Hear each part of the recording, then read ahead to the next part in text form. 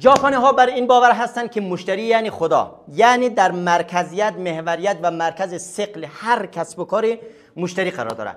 ببین دوست عزیز، 70% از کسب و کارهایی که شروع به فعالیت میکنند هیچ وقت به موفقیت نمیرسند.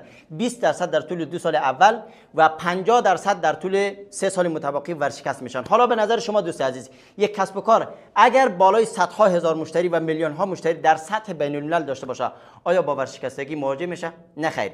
یعنی اینکه یکی از دلایل عمده شکست هر کسب و کاری عدم مشتریابی، مشتری سازی و مشتری مداری است.